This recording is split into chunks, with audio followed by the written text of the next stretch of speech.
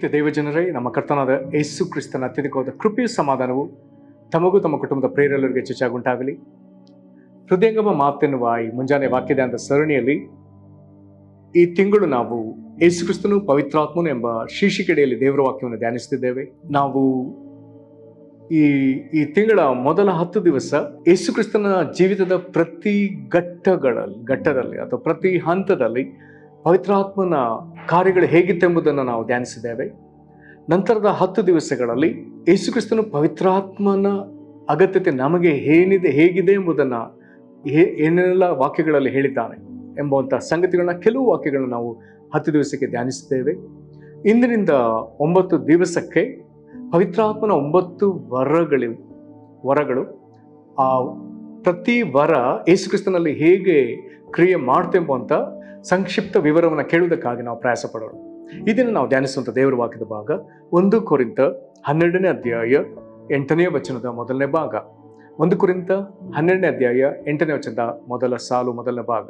ಒಬ್ಬನಿಗೆ ದೇವರಾತ್ಮನ ಮೂಲಕ ಜ್ಞಾನ ವಾಕ್ಯವು. ಈ ವಾಕ್ಯವನ್ನು ಗ್ರಹಿಸುವುದಕ್ಕೆ ನಾವು ಶಕ್ತರಾಗುವಂತೆ ದೇವರಾತ್ಮನು ತಾನೇ ದೇವರು ತಾನೇ ತನ್ನ ಆತ್ಮನ ಮೂಲಕ ನಮಗೆ ಈ ವಾಕ್ಯದ ಕುರಿತು ಹೆಚ್ಚಾದ ಗ್ರಹಿಕೆಯನ್ನು ಅನುಗ್ರಹಿಸೋದು. ಕರ್ತನಲ್ಲಿ ಪ್ರೀತಿಯುಳ್ಳ ದೇವ ಜನರೇ, ದೇವರಾತ್ಮನಿಂದ ಕ್ರಿಸ್ತನ ಸಭೆಯ ಅಂಗಗಳಾಗಿರುವಂಥ ನಮಗೆ ದೇವರು ಪವಿತ್ರಾತ್ಮ ವರವನ್ನು, ಆ ಒಬ್ಬ ಪವಿತ್ರಾತ್ಮನಿಂದ ದೇವರು ನಮ್ಮೊಳಗೆ ಹೊರಗೆ ತೋರ್ಪಡಿಸುವಂಥ ವಿಧ ಕಾರ್ಯಗಳನ್ನು, ವಿಧ ಸಂಗತಿಗಳನ್ನು ಇಲ್ಲಿ ದೇವರು ಅಪೊಸ್ತಲನಾದ ಪೌಲನು ಅದನ್ನು ವಿಂಗಡಿಸಿ ಬರೆಯುವ ಹಾಗೆ ಆತನಿಗೆ ದೇವರು ಒಂದು ವಿಶೇಷ ಜ್ಞಾನವನ್ನು ಆತನು ಕೊಟ್ಟಿದ್ದಾನೆ. ಹಾಗಾಗಿ ಅಪೊಸ್ತಲನಾದ ಪೌಲನು ಅವುಗಳನ್ನ ಬಹು ಸೂಕ್ಷ್ಮವಾಗಿ ಆತನು ಗಮನಿಸಿದವನಾಗಿ ದೇವರ ಅಪ್ಪಣೆಯ ಮೇರೆಗೆ ಆತನು ಈ ವರಗಳ ಪಟ್ಟಿಯನ್ನು ಆತನು ಬರೆದಿದ್ದಾನೆ. ಹೀಗೆ ಆತನು ಬರೆದ ಆ ವರಗಳು ಒಟ್ಟು 9. ಅದರಲ್ಲಿ ಮೊಟ್ಟ ಮೊದಲನೇದಾಗಿ ಯಾವ ವರದ ಕುರಿತಾಗಿ ಹೇಳಲ್ಪಟ್ಟಿದೆ ಎಂಬುದಾಗಿ ಹೇಳಿದ್ರೆ, ಇಲ್ಲಿ 8ನೇ ವಚನದಲ್ಲಿ ಜ್ಞಾನವಾಕ್ಯ. ದೇವರಾತ್ಮನ ಮೂಲಕ ಒಬ್ಬನಿಗೆ ಜ್ಞಾನವಾಕ್ಯವು ಒದಗಿ ಬರ್ತದೆ. ಈ ಜ್ಞಾನವಾಕ್ಯವನ್ನ ಇಂಗ್ಲಿಷ್ ಭಾಷೆಯಲ್ಲಿ ವರ್ಡ್ ಆಫ್ ವಿಸ್ಡಮ್ ಎಂಬುದಾಗಿ ಹೇಳಲಾಗಿದೆ. ಹಾಗಾದ್ರೆ ಇದನ್ನ ಹೇಗೆ ಅರ್ಥ ಮಾಡಿಕೊಳ್ಬಹುದು? ಸರಳವಾಗಿ ವ್ಯಾಖ್ಯಾನಿಸುವುದಾದರೆ, ಒಬ್ಬನು ಒಂದು ನಿರ್ದಿಷ್ಟ ವಿಷಯದಲ್ಲಿ ಹೇಗೆ ಮಾತನಾಡಬೇಕು ಮತ್ತು ಆ ನಿರ್ದಿಷ್ಟ ವಿಷಯಕ್ಕೆ ಸಂಬಂಧಿಸಿದ ಹಾಗೆ ಹೇಗೆ ಕ್ರಿಯೆ ನಡೆಸಬೇಕು ಎಂಬುವಂಥ ಒಂದು ವಿಶೇಷವಾದ ಸಹಾಯ ಅವನಿಗೆ ದೇವರಾತ್ಮನ ಮೂಲಕ ಬರ್ತದೆ. ಒಂದು ವೇಳೆ ಸೇವೆ ಮಾಡುವಂಥ ಮನುಷ್ಯನಿಗೆ ಒಂದು ಕಾರ್ಯವನ್ನು ಹೇಗೆ ನಡೆಸಬೇಕು ಮತ್ತು ಆ ಕಾರ್ಯದ ಅಥವಾ ದೇವರು ಸೂಚಿಸುವ ವಿಷಯದಲ್ಲಿ ಹೇಗೆ ಮಾತನಾಡಬೇಕು, ಈ ಒಂದು ಸೂಚನೆ ಬರ್ತದೆ. ಅದರ ಅರ್ಥ, ದೇವರಾತ್ಮನೇ ಮಾತನ್ನು ಸೂಚಿಸ್ತಾನೆ. ದೇವರಾತ್ಮನೇ ಆ ಕ್ರಿಯೆಗಳನ್ನು ಅದನ್ನು ಹೇಗೆ ಮಾಡಬೇಕೆಂಬುದನ್ನು ಆತನು ತೋರಿಸಿಕೊಡ್ತಾನೆ. ಹಾಗಾಗಿ ಯೇಸುಕ್ರಿಸ್ತನ ಕುರಿತಾಗಿ ಬರೆಯಲ್ಪಟ್ಟ ವಚನಗಳಲ್ಲಿ ಒಂದು ಶ್ರೇಷ್ಠವಾದ ವಚನ ಲೂಕನು ಬರೆದ ಸುವಾರ್ತೆ 24ನೇ ಅಧ್ಯಾಯ 19ನೇ ವಚನ. ಲೂಕ 24:19. ಇಲ್ಲಿ ಹೀಗೆ ಬರ್ತದೆ, ಆತನು ಅವರನ್ನು ಯಾವ ಸಂಗತಿಗಳೆಂದು ಕೇಳಿದನೋ ಅದಕ್ಕೆ ಅವರು, ನಜರೇತಿನವನಾದ ಯೇಸುವಿನ ಸಂಗತಿಗಳೇ. ಆತನು ದೇವರ ಮುಂದೆ ಮತ್ತು ಮನುಷ್ಯರ ಮುಂದೆ ಕೃತ್ಯದಲ್ಲಿಯೂ ಮಾತಿನಲ್ಲಿಯೂ ಸಮರ್ಥನಾದ ಪ್ರವಾದಿಯಾಗಿದ್ದನು. ಪ್ರವಾದಿ ಯಾರು? ಪರಿಪೂರ್ಣವಾಗಿ ದೇವರಾತ್ಮನಿಂದ ನಡೆಸಲ್ಪಡುವಂಥ ಮನುಷ್ಯ. ಹಾಗಾದ್ರೆ ಯೇಸು ಕ್ರಿಸ್ತನು ಮಾತಿನಲ್ಲಿಯೂ ಕೃತ್ಯದಲ್ಲಿಯೂ ದೇವರ ಮುಂದೆಯೂ ಮನುಷ್ಯರ ಮುಂದೆಯೂ ಸಮರ್ಥನಾದ ಪ್ರವಾದಿ. ಸ್ಪಷ್ಟವಾಗಿ ಬರ್ತದೆ, ಆತ ದೇವರ ಮುಂದೆ ಮತ್ತು ಮನುಷ್ಯರ ಮುಂದೆ ಕೃತ್ಯದಲ್ಲಿಯೂ ಮಾತಿನಲ್ಲಿಯೂ ಸಮರ್ಥನಾದ ಪ್ರವಾದಿ. ಹಾಗಾದ್ರೆ ಯೇಸು ಕ್ರಿಸ್ತನ ಪ್ರತಿ ನಡವಳಿಕೆ ದೇವರ ಮುಂದೆ ಬಹಳ ಯೋಗ್ಯವಾಗಿತ್ತು. ಯೇಸು ಕ್ರಿಸ್ತನ ಪ್ರತಿ ನಡವಳಿಕೆ ಮನುಷ್ಯರ ಮುಂದೆ ಯೋಗ್ಯವಾಗಿತ್ತು. ಯೇಸುವೇ ಒಮ್ಮೆ ಸವಾಲಾಗ್ತಾನೆ, ನನ್ನಲ್ಲಿ ತಪ್ಪು ತೋರಿಸುವವರು ನಿಮ್ಮಲ್ಲಿ ಯಾರಿದ್ದಾರೆ? ಯೇಸು ಕ್ರಿಸ್ತನೊಂದಿಗೆ ಇದ್ದು ಆತನೊಂದಿಗೆ ಬಹಳ ನಿಕಟವರ್ತಿಯಾಗಿದ್ದ ಪೇತ್ರನು ಯೇಸು ಕ್ರಿಸ್ತನ ಕುರಿತಾಗಿ ಹೇಳುವಂತ ಮಾತನ್ನು ನಾವು ಗಮನಿಸೋಣ. 1ನೇ ಪೇತ್ರನ ಪತ್ರಿಕೆ 2ನೇ ಅಧ್ಯಾಯದ 22ನೇ ವಚನದಲ್ಲಿ ಆತನು ಹೇಳ್ತಾನೆ, ಆತನು ಯಾವ ಪಾಪ ಮಾಡಲಿಲ್ಲ. ಯೇಸು ಕ್ರಿಸ್ತನಿಗೆ ಅತಿ ನಿಕಟವರ್ತಿಯಾಗಿದ್ದ ಅಪೊಸ್ತಲನಾದ ಪೇತ್ರನು ಆತನು ಯೇಸು ಕ್ರಿಸ್ತನ ಕುರಿತಾಗಿ ಸಾಕ್ಷಿ ಹೇಳುವಾಗ 1ನೇ ಪೇತ್ರನ ಪತ್ರಿಕೆ 2ನೇ ಅಧ್ಯಾಯದ 22ನೇ ವಚನದಲ್ಲಿ ಆತನು ಹೇಳ್ತಾನೆ, ಆತನು ಯಾವ ಪಾಪವನ್ನು ಮಾಡಲಿಲ್ಲ, ಆತನ ಕ್ರಿಯೆಯಲ್ಲಿ ಎಲ್ಲೂ ಪಾಪ ಇರಲಿಲ್ಲ, ಆತನ ಬಾಯಲ್ಲಿ ಯಾವ ವಂಚನೆಯೂ ಸಿಗಲಿಲ್ಲ, ಆತನ ಮಾತಿನಲ್ಲಿ ಯಾವ ವಂಚನೆ ಇರಲಿಲ್ಲ. ಯೇಸು ಕ್ರಿಸ್ತನಿಗೆ ಸಮಕಾಲೀನನು ಯೇಸು ಕ್ರಿಸ್ತನ ಜೊತೆಗೆ ಒಬ್ಬ ಯವನ ಪ್ರಾಯದವನು ಆಗಿರುವಂತ ಪೇತ್ರನ ನುಡಿಗಳು ಹೇಗಿರ್ಬೋದು? ಅವರೆಲ್ಲರಲ್ಲಿ ಯಾವ ರೀತಿಯಾದ ಪ್ರೇರೇಪಣೆ ಇತ್ತು ಆದರೆ ಯೇಸು ಕ್ರಿಸ್ತನ ಕ್ರಿಯೆ ಕೃತ್ಯಗಳು ಮತ್ತು ಮಾತು ಹೇಗಿತ್ತು? ಹಾಗಾದ್ರೆ ಯೇಸು ಕ್ರಿಸ್ತನು ಈ ವಿಧದಲ್ಲಿ ದೇವರಾತ್ಮನಿಂದ ನಡೆಸಲ್ಪಟ್ಟವ. ಅದರರ್ಥ ಆತನು ಪ್ರವಾದಿಯಾಗಿದ್ದಾನೆ ಎಂಬುದಾಗಿ ಹೇಳಿದ್ರೆ ಪವಿತ್ರಾತ್ಮನಿಂದ ಪರಿಪೂರ್ಣವಾಗಿ ನಡೆಸಲ್ಪಟ್ಟವ. ಸರಿ, ಈ ಜ್ಞಾನವಾಕ್ಯದ ವರ ಇದರ ಕುರಿತಾಗಿ ನಾವು ಇನ್ನೂ ಸ್ವಲ್ಪ ಮುಂದುವರಿಯುವುದಾದರೆ ಇಲ್ಲಿ ಜ್ಞಾನ ವಾಕ್ಯ ಎಂಬುದಾಗಿ ಬರ್ತದೆ, ವರ್ಡ್ ಆಫ್ ವಿಸ್ಡಮ್. ಇದನ್ನ ಸಣ್ಣದಾಗಿ ವ್ಯಾಖ್ಯಾನಿಸುವುದಾದರೆ ದೇವರಿಗಿರುವಂತಹ ಅಪಾರವಾದ ಜ್ಞಾನದಲ್ಲಿ ಒಂದು ತುಣುಕು. ಸರ್ವವನ್ನು ಸೃಷ್ಟಿಸಿದ ದೇವರು, ಪ್ರತಿಯೊಂದು ಹೀಗೇ ಇರಬೇಕೆಂಬುದಾಗಿ ಸೃಷ್ಟಿಸಿದ ದೇವರು, ಪ್ರತಿಯೊಂದಕ್ಕೂ ವಿಧ ವಿಧವಾದ ಅದಕ್ಕೆ ಬೇಕಾದ ಮಹಿಮೆಯನ್ನು ಒದಗಿಸಿದ ದೇವರು, ಆತನಲ್ಲಿ ಅಪಾರ ಪ್ರಮಾಣವಾದ ಜ್ಞಾನವಿದೆ. ಒಂದು ವೇಳೆ ಒಬ್ಬ ಮನುಷ್ಯ ಅದೆಲ್ಲವನ್ನ ತಿಳ್ಕೊಳ್ಳುವುದಕ್ಕೆ ಪ್ರಯಾಸ ಪಟ್ಟರೆ ಅವನಿಗೆ ಈ ಒಂದು ಆಯುಷ್ಕಾಲ ಸಾಲದು, ಎಷ್ಟು ಆಯುಷ್ಕಾಲ ಬೇಕು ಗೊತ್ತಿಲ್ಲ. ದೇವರ ಅಪಾರ ಪ್ರಮಾಣವಾದ ಜ್ಞಾನ ಆತನ ಮಾತಿನಲ್ಲಿಯೂ ಆತನ ಕ್ರಿಯೆಗಳಲ್ಲಿ. ಹಾಗಾದ್ರೆ ಅವುಗಳಲ್ಲಿ ದೇವರು ಯಾರನ್ನ ತಾನು ಆರಿಸಿಕೊಂಡ ಒಬ್ಬ ದೇವ ಮನುಷ್ಯನನ್ನ ದೇವರು ಕನಿಕರಿಸಿ ಅವನಿಗೆ ತನ್ನಲ್ಲಿರುವ ಆ ಜ್ಞಾನದಲ್ಲಿ ಒಂದು ಸಣ್ಣ ತುಣುಕನ್ನ ಕೊಡುವುದಾದರೆ ಅದುವೇ ನಮ್ಮ ಕಣ್ಣಿಗೆ ಅಂಥವ್ರು ನೋಡುವಾಗ ಅವರ ಮಾತು ಅವರ ಕ್ರಿಯೆಗಳು ಬಹಳ ದೊಡ್ಡದಾಗಿ ಕಾಣ್ತದೆ. ದೇವರು ತನ್ನಲ್ಲಿರುವ ಅಪಾರ ಪ್ರಮಾಣ ಜ್ಞಾನವನ್ನ ತಾನು ಆರಿಸಿಕೊಂಡ ಭಕ್ತರಿಗೆ ಒಂದು ಸಣ್ಣ ಪ್ರಮಾಣದಲ್ಲಿ ಕೊಡ್ತಾನೆ. ಹಾಗಾಗಿ ಅದು ವರ್ಡ್ ಆಫ್ ವಿಸ್ಡಮ್, ಜ್ಞಾನ ವಾಕ್ಯ.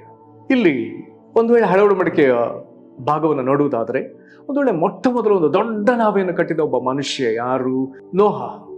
ದೇವರು ಅವನ ಬಳಿಗೆ ಬಂದು ನಾವೆಯನ್ನು ಕಟ್ಟುವುದಕ್ಕೂ ಅದು ಎಷ್ಟು ಹಂತಸ್ತುಗಳು ಇರಬೇಕೆಂತಲೂ, ಅದರ ಎತ್ತರ ಎಷ್ಟಿರಬೇಕು, ಅದರ ಅಗಲ ಎಷ್ಟಿರಬೇಕು, ಅದರ ಉದ್ದ ಎಷ್ಟಿರಬೇಕು, ಅದನ್ನು ಯಾವ ಮರದಲ್ಲಿ ಮಾಡಬೇಕು, ಆ ಮರಗಳನ್ನ ಜೋಡಿಸಿದಾಗ ಅದಕ್ಕೆ ರಾಳವನ್ನು ಯಾವ ವಿಧದಲ್ಲಿ ಹಚ್ಚಬೇಕು, ಮತ್ತು ಪ್ರತಿ ಪ್ರಾಣಿಗಳು, ಪಕ್ಷಿಗಳು, ಕೀಟಗಳು, ಹುಳಗಳು ಬರುವಾಗ ಅದಕ್ಕೆ ಯಾವ ವಿಧದಲ್ಲಿ ಆಹಾರವನ್ನು ಶೇಖರಿಸಿಡಬೇಕು. ಸಾಧಾರಣವಾದ ವಿಷಯವಲ್ಲ. ಒಂದು ವೇಳೆ ನಾವೇ ಕಟ್ಟಿದ್ದನ್ನೇ ನಾವು ಯೋಚಿಸ್ತೇವೆ. ಹಾಗಾದ್ರೆ ಆ ಮರದಲ್ಲಿ ಅವುಗಳನ್ನ ಆ ವಿಧದಲ್ಲಿ ಹಲಗೆಯನ್ನು ತಯಾರು ಮಾಡಲಿಕ್ಕೆ ಅವನು ಎಷ್ಟು ವಿಧದ ಉಪಕರಣಗಳನ್ನ ಮಾಡಿಕೊಳ್ಬೇಕಾಗ್ತದೆ. ಆ ದಿನಗಳಲ್ಲಿ ಈಗ ನಮಗೆ ಸಿಕ್ಕುವ ಹಾಗೆ ಅಂಗಡಿಗಳಲ್ಲಿ ರೆಡಿ ಟೂಲ್ಸ್ಗಳು ಸಿಕ್ಕುವಂತ ಕಾಲ ಅಲ್ಲ. ಅವನೇ ಅದನ್ನು ಸಿದ್ಧ ಮಾಡಿಕೊಳ್ಬೇಕು. ಹಾಗಾದ್ರೆ ಎಲ್ಲಾ ಜ್ಞಾನ ಎಲ್ಲಾ ಸಂಗತಿ ಅವನಿಗೆ ಹೇಗೆ ತಿಳಿದು ಬಂತು? ಹಾಗಾದ್ರೆ ದೇವರಿಂದ ಅವನಿಗೆ ಕೊಡಲ್ಪಟ್ಟ ಜ್ಞಾನವಾಕ್ಯ ವರದಿಂದಲೇ ನೋಹನಿಗೆ ಇದು ಸಾಧ್ಯವಾದದ್ದು. ಮತ್ತೊಂದು ವಿಚಿತ್ರವಾದ ಘಟನೆಯನ್ನು ನಾವು ಕೇಳಿಸಿಕೊಳ್ಳೋಣ. ಮತ್ತೊಂದು ವಿಚಿತ್ರವಾದ ಘಟನೆ ಮೋಶೆಯ ಕಾಲದಲ್ಲಿ ನಡೆದದ್ದು. ವಿಮೋಚನಕಾಂಡ 25ನೇ ಅಧ್ಯಾಯ ಮೊದಲುಗೊಂಡು 40 ವಚನಗಳವರೆಗೆ ಒಂದು ಸುದೀರ್ಘವಾಗಿ ಒಂದು ವಿಷಯ ನಮಗೆ ಸಿಗ್ತದೆ. ಮಧ್ಯದಲ್ಲಿ ಕೆಲವು ಘಟನೆಗಳು ಬೇರೆ ಆಗ್ತದೆ, 32, 33, 34ರಲ್ಲಿ ಇರಲಿ. ಇಲ್ಲಿ ದೇವರು ಮೋಶೆನ ಬೆಟ್ಟದ ಮೇಲೆ ಕರ್ಕೊಂಡು ಹೋಗಿ ಅಲ್ಲಿ ಪರಲೋಕದೊಳಗೆ ದೇವರ ಸನ್ನಿಧಿಯಲ್ಲಿ ಪರಲೋಕದಲ್ಲಿರುವಂತ ದೇವದರ್ಶನ ಗುಡಾರವನ್ನು ದೇವರು ತೋರಿಸ್ತಾನೆ. ಅದರ 3 ಭಾಗಗಳು, ಪ್ರತಿ ಭಾಗದಲ್ಲಿ ಇರಬೇಕಾದಂತಹ ಪೀಠೋಪಕರಣಗಳು, ಅವುಗಳ ಅಳತೆ, ಯಾವ ಲೋಹದಲ್ಲಿ ಅದನ್ನು ತಯಾರಿಸಬೇಕು, ಹೀಗೆ ಪ್ರತಿಯೊಂದನ್ನ ದೇವರು ಮೋಶೆಗೆ ತೋರಿಸ್ತಾನೆ. ಆದರೆ ವಿಚಿತ್ರವೇನೆಂಬುದಾಗಿ ಹೇಳಿದ್ರೆ ಮೋಶೆ ಅವುಗಳಲ್ಲಿ ಯಾವುದೊಂದನ್ನು ತಾನು ಕೈಯಾರೆ ತಯಾರಿಸಿದನ್ನು ನಾವು ಎಲ್ಲಿ ಓದುವುದಿಲ್ಲ. ಮೋಶೆ ಯಾವುದನ್ನೆಲ್ಲ ಅಲ್ಲಿ ಪರಲೋಕದಲ್ಲಿ ದೇವರ ಸನ್ನಿಧಿಯಲ್ಲಿ ಕಂಡನೋ, ಮೋಶೆ ದೇವರಿಂದ ಯಾವ ವಿಧದ ಅವುಗಳನ್ನ ಹೇಗೆ ಮಾಡಬೇಕೆನ್ನುವಂತ ಪ್ರತಿಯೊಂದು ಮಾಹಿತಿಯನ್ನ ದೇವರಿಂದ ಪಡಕೊಂಡನೋ. ಆದರೆ ಅದೆಲ್ಲವನ್ನ ನೆರವೇರಿಸಿದ್ದು ಬೇರೊಬ್ಬರು. ವಿಮೋಚನಕಾಂಡ 31ನೇ ಅಧ್ಯಾಯಕ್ಕೆ ನಾವು ಬಂದ್ರೆ ಅಲ್ಲಿಂದ ಒಂದು ದೊಡ್ಡ ಇಂಜಿನಿಯರಿಂಗ್ ವಿಷಯಗಳೇ ಪ್ರಾರಂಭವಾಗ್ತದೆ. ಅನೇಕ ವಿಧದ ಸಂಗತಿಗಳು. ಒಂದು ವೇಳೆ ಅದನ್ನೆಲ್ಲ ನಾವಿಲ್ಲಿ ವಿವರವಾಗಿ ನೋಡ್ಲಿಕ್ಕೆ ಸಾಧ್ಯವಿಲ್ಲ, ಅಥವಾ ಇನ್ನೊಂದು ರೀತಿಯಲ್ಲಿ ಹೇಳೋದಾದ್ರೆ ಅದೆಲ್ಲವನ್ನು ವಿವರಿಸುವಂತ ಶಕ್ತಿಯು ನನಗೂ ಇಲ್ಲ. ಆದರೆ ಅದೆಲ್ಲವನ್ನ ಮಾಡುವಂತ ವಿಶೇಷ ಜ್ಞಾನ ದೇವರು ಅಲ್ಲಿ ಒಬ್ಬನ ಮೇಲೆ ಕೊಡ್ತಾನೆ. ಅವನ ಹೆಸರು ಬೆಚಲೇಲ. ಅದನ್ನ ವಿಮೋಚನಕಾಂಡ 31:4 ಹೇಳ್ತಾನೆ, ನಾನು ಯೆಹೂದ ಕುಲದವನಾದ ಹೂರನ ಮೊಮ್ಮಗನು ಊರಿಯನ ಮಗನೂ ಆಗಿರುವ ಬೆಚಲೇಲನೆಂಬುವನನ್ನು ಗೊತ್ತು ಮಾಡಿದ್ದೇನೆ. ಅವನಿಗೆ ದಿವ್ಯಾತ್ಮವನ್ನು ಕೊಟ್ಟು ಬೇಕಾದ ಜ್ಞಾನ, ವಿದ್ಯೆ, ವಿವೇಕಗಳನ್ನು, ಸಕಲ ಶಿಲ್ಪಶಾಸ್ತ್ರ ಜ್ಞಾನವನ್ನು ಅನುಗ್ರಹಿಸಿದ್ದೇನೆ. ನಾನು ನಂಬುತ್ತೇನೆ ಇಲ್ಲಿಂದ ಇಂಜಿನಿಯರಿಂಗ್ ಸಬ್ಜೆಕ್ಟ್ ಬಹಳವಾಗಿ ಡೆವಲಪ್ ಆಗಿರ್ಬೇಕು ಪ್ರಪಂಚದಲ್ಲಿ. ಬಟ್ಟೆ ತಯಾರಿಸುವಂತ ವಿಷಯ, ಚರ್ಮದಲ್ಲಿ ಹೇಗೆ ಸಂಗತಿಗಳನ್ನ ತಯಾರು ಮಾಡಬೇಕು, ಚಿನ್ನದಲ್ಲಿ ಹೇಗೆ, ಬೆಳ್ಳಿಯಲ್ಲಿ ಹೇಗೆ, ತಾಮ್ರದಲ್ಲಿ ಹೇಗೆ, ಹೀಗೆ ವಿಧ ವಿಧವಾಗಿ ಮರದಲ್ಲಿ ಹೇಗೆ, ಹೀಗೆ ವಿಧ ವಿಧ ಸಂಗತಿಗಳು, ಎಲ್ಲವೂ ಆಶ್ಚರ್ಯಕರವಾದ ಸಂಗತಿ. ಹಾಗಾದ್ರೆ ಇದನ್ನೆಲ್ಲ ಕಣ್ಣಾರೆ ಪರಲೋಕದಲ್ಲಿ ಕಂಡವನು ಮೋಶೆ, ಆದ್ರೆ ಅದನ್ನು ಹಾಗೇ ಮಾಡುವುದಕ್ಕೆ ಸಾಮರ್ಥ್ಯ ಪಡ್ಕೊಂಡವನು ಬೆಚಲೇಲ. ದೇವರು ಬಯಸಿದ ಸಂಗತಿ, ದೇವರು ಒಪ್ಪುವ ಅಳತೆಯಲ್ಲಿ, ದೇವರು ನೇಮಿಸಿರುವ ರೀತಿಯಲ್ಲಿ ಹಾಗೆಯೇ ಮಾಡಬೇಕೆನ್ನುವಂತ ಅರಿವು ಈ ಬೆಚಲೇಲನಿಗೆ ಬಂತು. ಅವನೊಂದಿಗೆ ಇನ್ನೂ ಕೆಲವರನ್ನ ದೇವರು ಆರಿಸಿಕೊಳ್ತಾನೆ.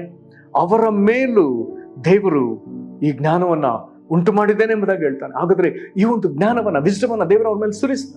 ಕರ್ತನಲ್ಲಿ ಪ್ರೀತಿಯುಳ್ಳ ದೇವಜನರೇ, ಹಾಗಾದ್ರೆ ಸತ್ಯವೇದದುದ್ದಕ್ಕೂ ವಿಧ ವಿಧವಾಗಿ ಭಕ್ತರುಗಳ ಕುರಿತಾಗಿ ನಾವು ನೋಡುತ್ತಾ ಹೋಗುವಾಗ ಅವರುಗಳು ಪ್ರವಾದಿಸಿದ್ದು ಹೇಗೆ, ನಿರ್ದಿಷ್ಟವಾಗಿ ಸೊಗಸಾದ ಭಾಷೆಗಳಲ್ಲಿ ದೇವರು ಅವರಿಗೆ ಪ್ರಕಟಪಡಿಸಿದನ್ನ ನಮಗೆ ತಿಳಿಪಡಿಸಿದ್ರಲ್ಲ.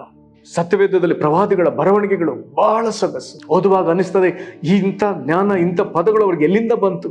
ಹಾಗಾದ್ರೆ ತಕ್ಕದನ್ನು ಮಾತನಾಡುವುದಕ್ಕೆ, ದೇವರು ಬಯಸಿದ ರೀತಿಯಲ್ಲಿ ಬರೆಯುವುದಕ್ಕೆ ಮತ್ತು ದೇವರು ತಿಳಿಪಡಿಸಿದ ರೀತಿಯಲ್ಲಿ ಕಾರ್ಯ ಸಾಧಿಸುವುದಕ್ಕೆ. ಯುದ್ಧಗಳು ಬರುವಾಗ ಭಕ್ತರು ದೇವರನ್ನು ಆತುಕೊಳ್ತಿದ್ರು, ದೇವರೇ ಯುದ್ಧ ಮಾಡಬೇಕು ಬಿಡುವ. ದೇವರು ಹೇಳ್ತಿದ್ದ, ಈ ರೀತಿ ಹೋಗ್ರಿ, ಈ ರೀತಿ ಮಾಡ್ರಿ. ನೆಹೆಮೀಯನು ಯೆರೂಸಲೇಮ್ ಗೋಡೆ ಕಟ್ಟಬೇಕು, ದೇವರಿಂದ ಆಲೋಚನೆ ಪಡೆದುಕೊಂಡ. ಜೆರುಬ್ಬಾಬೆಲ್, ಯೆಹೋಶುವ, ಮಹಾಯಾಜಕನಾದ ಯೆಹೋಶುವ ಆಲಯವನ್ನ ಕಟ್ಟಬೇಕು. ಹಾಗಾದ್ರೆ ಯಾವ ರೀತಿ ಅದನ್ನ ಮಾಡಬೇಕು? ದೇವರು ಹೇಳ್ತಾನೆ, ಬಲದಿಂದಲ್ಲ ಪರಾಕ್ರಮದಿಂದ, ಯೆಹೋವನ ಆತ್ಮದಿಂದಲೇ. ಪ್ರೇರಿ, ಹಾಗಾದ್ರೆ ಒಂದು ಕಾರ್ಯವನ್ನ ಹೇಗೆ ಮಾಡಬೇಕು, ಒಂದು ಕಾರ್ಯವನ್ನ ಹೇಗೆ ಮಾತನಾಡಬೇಕು, ಈ ಒಂದು ಶಕ್ತಿಯನ್ನು ನಮಗೆ ದೇವರು ಕೊಡ್ತಾನೆ, ಪವಿತ್ರಾತ್ಮನ ಮೂಲಕ ಕೊಡ್ತಾನೆ. ಹಾಗಾದ್ರೆ ಈ ಒಂದು ಸಾಮರ್ಥ್ಯ ನಮಗೆ ಬರುವುದಾದರೆ ಅದುವೇ ಜ್ಞಾನವಾಕ್ಯದ ವರ. ಹಾಗಾಗಿ ಯೇಸು ಕ್ರಿಸ್ತನು ಪವಿತ್ರಾತ್ಮನಿಂದ ತಾನು ನಡೆಸಲ್ಪಟ್ಟ ವಿಧವನ್ನ, ಹೀಗೆ ದೇವರಿಂದ ಮಾತನಾಡುವ ಸಾಮರ್ಥ್ಯ, ದೇವರಿಂದ ಕಾರ್ಯ ಸಾಧಿಸುವ ಸಾಮರ್ಥ್ಯವನ್ನು ಪಡ್ಕೊಂಡದನ್ನ ಆತನು ವಿಶೇಷವಾಗಿ ಹೇಳ್ತಾನೆ. ಮೊದಲನೇದಾಗಿ ಯೋಹಾನನು ಬರೆದ ಸುವಾರ್ತೆ 5ನೇ ಅಧ್ಯಾಯದ 19ನೇ ವಚನ. ಯೇಸು ಹೀಗೆ ಹೇಳ್ತಾನೆ. ಅದಕ್ಕೆ ಯೇಸು ಅವರಿಗೆ, ನಿಮಗೆ ನಿಜ ನಿಜವಾಗಿ ಹೇಳುತ್ತಾನೆ, ತಂದೆಯು ಮಾಡುವುದನ್ನು ಕಂಡು ಮಗನು ಮಾಡುತ್ತಾನೇ ಹೊರತು ತನ್ನಷ್ಟಕ್ಕೆ ತಾನೇ ಏನೂ ಮಾಡಲಾರನು. ಆತನು ಮಾಡುವುದನ್ನೆಲ್ಲ ಹಾಗೇ ಮಗನು ಮಾಡುತ್ತಾನೆ. ಹಾಗೆ ಯೇಸು ಕ್ರಿಸ್ತನು ತಾನು ಮಾಡಿದ ಎಲ್ಲಾ ಕಾರ್ಯಗಳಲ್ಲಿ ಸಫಲತೆ ಕಂಡದ್ದು ಹೇಗೆ? ಎಲ್ಲಿಯೂ ಸೋಲನ್ನು ಕಾಣಲಿಲ್ಲವಲ್ಲ. ಆತನ ಚಲನೆ, ಆತನ ಪ್ರತಿಯೊಂದು ಕ್ರಿಯೆಗಳು ಪರಿಪೂರ್ಣವಾಗಿತ್ತಲ್ಲ. ಕಾರಣ, ತಂದೆಯಾದ ದೇವರು ಮಾಡುವುದನ್ನೇ ಆತನು ಮಾಡಿದ್ದಾನೆ. ಆತನು ಹೇಗೆ ಮಾಡಿದ್ದಾನೋ ಹಾಗೆ ಮಾಡಿದ್ದಾನೆ. ಇದು ಜ್ಞಾನವಾಕ್ಯದ ವರದ ರೀತಿ. ಹಾಗಾದರೆ ಯೇಸು ಕ್ರಿಸ್ತನು ಈ ಜ್ಞಾನದಲ್ಲಿ ನಡೆದಿದ್ದಾನೆ. ಇದು ಆತನ ಕ್ರಿಯೆಗೆ ಸಂಬಂಧಪಟ್ಟದ್ದು. ಎಲ್ಲಿಯೂ ತನ್ನಿಷ್ಟಕ್ಕೆ ಏನನ್ನು ಮಾಡಲೇ ಇಲ್ಲ. ನಾವು ಒಪ್ಪಿಕೊಳ್ಬೇಕು, ನಾವೆಲ್ಲರೂ ನಮ್ಮಿಷ್ಟಕ್ಕೆ ಏನಾದ್ರೂ ಪ್ರತಿದಿನ ಮಾಡುವವರು. ಆದ್ರೆ ಯೇಸು ಕ್ರಿಸ್ತನು ಒಂದು ದಿವಸವೂ ತನ್ನಿಷ್ಟಕ್ಕೆ ಏನೂ ಮಾಡಲಿಲ್ಲ. ಕಾರಣ, ಆತನು ದೇವರ ಮುಂದೆ ಸಮರ್ಥನಾದ ಪ್ರವಾದಿಯಾಗಿ ನಿಲ್ಲಬೇಕಾಗಿತ್ತು. ಮನುಷ್ಯರ ಮುಂದೆ ಸಮರ್ಥನಾದ ಪ್ರವಾದಿ, ಸಮರ್ಥನಾಗಿ ಪವಿತ್ರಾತ್ಮದಿಂದ ಪರಿಪೂರ್ಣವಾಗಿ ನಡೆಸಲ್ಪಡುವನಾಗಿ ಆತ ನಿಲ್ಬೇಕಿತ್ತು. ಆತನ ಮಾತುಗಳ ವಿಷಯದಲ್ಲಿ ತಾನೇ ಕೊಟ್ಟ ಸಾಕ್ಷಿಯನ್ನ ನಾವು ಗಮನಿಸೋಣ. ಯೋಹಾನನು ಬರೆದ ಸುವಾರ್ತೆ 12ನೇ ಅಧ್ಯಾಯದಲ್ಲಿ ಹೀಗೆ ಬರ್ತದೆ, 49-50ನೇ ವಚನ ಓದ್ತೇನೆ. ಯೋಹಾನ 12:49-50. ಯಾಕೆಂದ್ರೆ ನನ್ನಷ್ಟಕ್ಕೆ ನಾನೇ ಮಾತಾಡಿದವನಲ್ಲ, ನನ್ನನ್ನು ಕಳಿಸಿಕೊಟ್ಟ ತಂದೆಯೇ ನೀನು ಇಂತಿಂಥದನ್ನು ಹೇಳಬೇಕು, ಹೀಗೆ ಮಾತಾಡಬೇಕು ಎಂಬುದಾಗಿ ನನಗೆ ಆಜ್ಞೆ ಕೊಟ್ಟಿದ್ದಾನೆ. ಆತನ ಆಜ್ಞೆ ನಿತ್ಯ ಜೀವವಾಗಿದೆ ಎಂದು ಬಲ್ಲೆನು. ಆದುದರಿಂದ ನಾನು ಮಾತಾಡುವುದನ್ನೆಲ್ಲ ತಂದೆ ನನಗೆ ಹೇಳಿದ ಮೇರೆಗೆ ಮಾತಾಡುತ್ತೇನೆ ಅಂದನು. ಹಾಗಾದ್ರೆ ಯೇಸು ಕ್ರಿಸ್ತನ ಪ್ರತಿ ಮಾತು ಪರಲೋಕದ ತಂದೆಯ ಮಾತುಗಳು. ಯೇಸು ಕ್ರಿಸ್ತನ ಪ್ರತಿ ಕ್ರಿಯೆ ಪರಲೋಕದ ತಂದೆಯ ಕ್ರಿಯೆ. ನಿತ್ಯವಂತನಾದ ದೇವರ ಮಾತುಗಳು, ನಿತ್ಯವಂತನಾದ ದೇವರ ಕ್ರಿಯೆ, ಎಲ್ಲವುಗಳಲ್ಲಿ ನಿತ್ಯ ಜೀವ ಅಡಗಿದೆ. ಯಾವುದರಲ್ಲಿ ಮರಣ ಅಡಗಿಲ್ಲ, ಯಾವುದರಲ್ಲಿ ಸೈತಾನನ ಸಂಗತಿ ಅಡಗಿಲ್ಲ, ಯಾವುದರಲ್ಲಿ ಲೌಕಿಕ ಸಂಗತಿಗಳು ಅಡಗಿಲ್ಲ. ಕರ್ತನಲ್ಲಿ ಪ್ರೀತಿಯುಳ್ಳ ದೇವಜನರೇ, ಯೇಸು ಕ್ರಿಸ್ತನೊಳಗೆ ಈ ಜ್ಞಾನ ವಾಕ್ಯದ ವರ ಯಥೇಚ್ಛವಾಗಿರುತ್ತನ್ನು ನಾವು ನೋಡಬಹುದು. ಕರ್ತನಲ್ಲಿ ಪ್ರೀತಿಯುಳ್ಳ ದೇವಜನರೇ, ತಾನು ಯಾವ ವಿಧದಲ್ಲಿ ಪವಿತ್ರಾತ್ಮನಿಂದ ನಡೆಸಲ್ಪಟ್ಟನೋ ಅದು ಕ್ರಿಸ್ತನ ಸಭೆಯಲ್ಲಿ ಅಂಗಗಳಾಗಿರುವ ನಮ್ಮ ಪ್ರತಿಯೊಬ್ಬರಲ್ಲಿ ಇರಲೆಂಬುದಾಗಿ ಈತನಿಗೆ ಪವಿತ್ರಾತ್ಮನ ಮೂಲಕ ಈ ವರವನ್ನು ಕೊಡುವವನಾಗಿದ್ದ. ಇದೊಂದು ಬಹಳ ಶ್ರೇಷ್ಠವಾದ ವಿಷಯ. ನಾವು ನಮ್ಮ ನೀತಿಯನ್ನು ಕಾದುಕೊಳ್ಳುವುದಕ್ಕಾಗಿ, ದೇವರ ಚಿತ್ತವನ್ನು ನೆರವೇರಿಸುವುದಕ್ಕಾಗಿ, ನಾವು ಜನರಿಗೆ ದೇವರ ರಾಜ್ಯವನ್ನು ಪ್ರತಿನಿಧಿಸಿ ಆಶೀರ್ವಾದವಾಗಿರುವುದಕ್ಕಾಗಿ ಇದೊಂದು ಬಹಳ ಪ್ರಾಮುಖ್ಯವಾದ ಒಂದು ವರ. ಈ ವರ ಬೇಕೆನ್ನುವುದಕ್ಕಾಗಿ ದಯಮಾಡಿ ಪ್ರಾರ್ಥಿಸಿರಿ. ನಿಮ್ಮ ಸೇವೆ ಅದು ಬಹಳ ದೊಡ್ಡ ವಿಧದಲ್ಲಿ ಆಶೀರ್ವದಿಸಲ್ಪಡಲಿ. ಪ್ರಾರ್ಥನೆ ಮಾಡೋಣ. ಮಹಾಕೃಪೆಗಳ ಪರಲೋಕ ತಂದೆಯೇ, ಯೇಸು ಕ್ರಿಸ್ತನು ಹೇಗೆ ಮಾತನಾಡಬೇಕೆಂದು ಅನುದಿನವೂ ಬೋಧಿಸಿದಾತನೇ. ಯೇಸು ಕ್ರಿಸ್ತನು ಏನೇನು ಮಾಡಬೇಕೆಂಬುದನ್ನು ನೀನೇ ಮಾದರಿಯಾಗಿ ತೋರಿಸಿಕೊಟ್ಟು ನೀತಿವಂತನಾದ ದೇವರೇ, ಯೇಸು ಕ್ರಿಸ್ತನ ಮಾತಿನಲ್ಲಿ ಕೃತ್ಯದಲ್ಲಿಯೂ ಆತನು ಸಮರ್ಥನಾದ ಪ್ರವಾದಿಯಾಗುವಂತೆ ದೇವರಾತ್ಮದಿಂದ ಪರಿಪೂರ್ಣವಾಗಿ ನಡೆಸಲ್ಪಟ್ಟು ಕರ್ತನೆ ಆತನು ನಿನ್ನ ನೀತಿಯನ್ನೇ ನೆರವೇರಿಸಿ ನಿತ್ಯ ಜೀವಕ್ಕೆ ಕಾರಣವಾದದನ್ನೇ ಮಾಡುವುದಕ್ಕೆ ಆತನು ಬಲಪಡಿಸಿದ ಆತನೇ. ಅಪ್ಪ ತಂದೆಯೇ, ಈ ದಿನದಲ್ಲಿ ನಿನ್ನ ಸಭೆ ಅಂಗಗಳ ಕ್ರಿಸ್ತನ ಸಭೆ ಅಂಗಗಳಾಗಿರುವ ನಮ್ಮ ಮೇಲೂ ಈ ವರ ಇರಬೇಕೆಂದು ಪವಿತ್ರಾತ್ಮನ ಮೂಲಕ ಸುರಿಸ್ತಿರುವಲ್ಲಿ ದೇವರೇ ನಿನ್ನ ಪಾದವನ್ನು ಹಿಡಿದು ಕೇಳಿಕೊಳ್ತೇವೆ. ನಮಗೂ ಈ ವರವನ್ನು ಅನುಗ್ರಹಿಸು ದೇವರು. ನೀನು ಹೇಳಿಕೊಟ್ಟ ಮಾತನ್ನೇ ಮಾತನಾಡುವುದಕ್ಕೆ, ನೀನು ತೋರಿಸಿಕೊಟ್ಟ ಕಾರ್ಯಗಳನ್ನೇ ನಾವು ಮಾಡುವುದಕ್ಕೆ ಕೃಪೆ ಕೊಡು ದೇವರೇ. ನಾವು ಮಾತಿನಲ್ಲಿ ತಪ್ಪುವರಪ್ಪ ದೇವರೇ, ನಾವು ಕ್ರಿಯೆಗಳಲ್ಲಿ ತಪ್ಪುವವರು. ನಿನ್ನ ನೀತಿಯನ್ನು ನೆರವೇರಿಸುವುದರಲ್ಲಿ ಸದಾ ಸೋತು ಹೋಗಿದ್ದೇವೆ, ನಮ್ಮನ್ನು ಕ್ಷಮಿಸಿರಿ ಕರ್ತನ. ಇಂದಿನಿಂದ ನಮ್ಮನ್ನು ಬಲಪಡಿಸಿರಿ. ನಾವು ನಿನಗಾಗಿ ಓಡಬೇಕಾದ ಓಟದಲ್ಲಿ ಜಯಶಾಲಿಗಳಾಗುವಂತೆ, ಯಶಸ್ವಿ ಕಾರಣಕ್ಕಾಗುವಂತೆ ದಯಮಾಡಿ ಸಹಾಯ ಮಾಡ್ರಿ ಕರ್ತನೆ. ಕರ್ತನೆ, ಈಗ ನಮ್ಮೊಂದಿಗೆ ಸೇರಿಕೊಂಡು ಪ್ರಾರ್ಥಿಸುವ ಪ್ರತಿಯೊಬ್ಬರನ್ನು ಹೀಗೆ ಆಶೀರ್ವದಿಸು. ನಮ್ಮೆಲ್ಲರ ಮೇಲೆ ನಿನ್ನ ದಯ ಇರಲಿ. ಈ ವರವನ್ನು ಸುರಿಸು. ಯೇಸು ಕ್ರಿಸ್ತನ ಹೆಸರಲ್ಲಿ ಬೇಡಿದ್ದೇವೆ ನಮ್ಮ ತಂದೆಯೇ, ಆಮೆನ್. ಕರ್ತನೆ ನಿಮ್ಮನ್ನು ಆಶೀರ್ವದಿಸಲಿ. ವಂದನೆ.